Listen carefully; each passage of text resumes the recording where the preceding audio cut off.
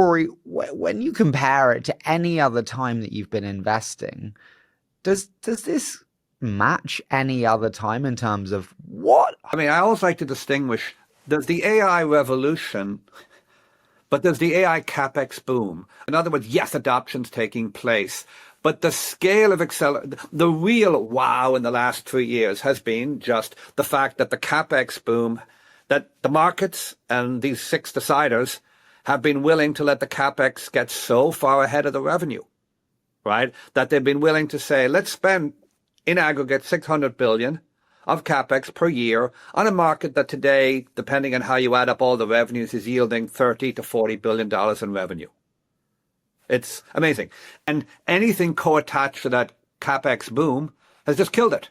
And you're right, the data labeling, which I'll be honest, we looked at some of those in 16 and 17 and we're like, is this a really great business? In theory, no. If you have a services business and you're only selling to 6 customers, you can make this intellectual MBA case that, oh my God, they'll get ground down on price. That case is totally wrong because those 6 customers don't have time to optimize. No one of those 6 customers is trying to optimize their cost basis.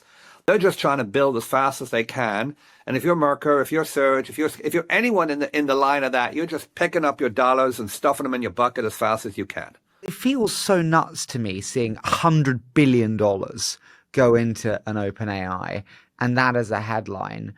Rory, when you compare it to any other time that you've been investing, does this match any other time in terms of what? Holy cow, shock. It's a good question. I think these analogies fall apart because the scale is so many orders of magnitude larger, right? The only thing that's different, that's similar, is the sense that it's unlimited, right? That it's unbounded, right? And we actually have more skepticism today than we probably did back then. Does it feel like 99? Not complete analogy. History doesn't repeat, it rhymes. But it's more like 99 than anything else I've seen in the last 20 years, right? I remember, Nortel and Lucent making big vendor financing commitments to their big bandwidth customers to sell equipment, just as NVIDIA is doing today. Though interestingly, NVIDIA is doing it as equity, not debt. But fun, I do remember that sense. Jason, you said it now, unlimited possibility.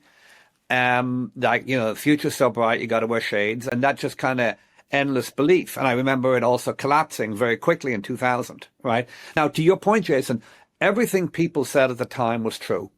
Right, in the end. I actually still have the Mary Meeker book from 1996, 97 on my desk that kind of called, these are the big trends, content, commerce, and collaboration, I think, were the big internet trends. And yet pretty much everything happened over the intervening 20 years.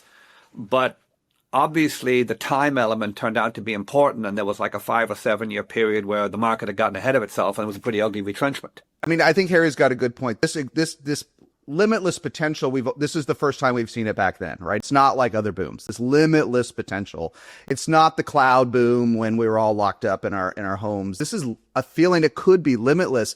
What's so different though in the Web 1.0 days is there just wasn't enough money. I mean, Amazon almost ran out of money after its IPO.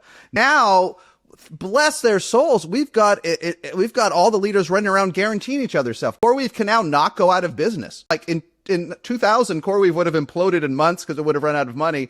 Now NVIDIA's agreed to buy 300 years of its capacity.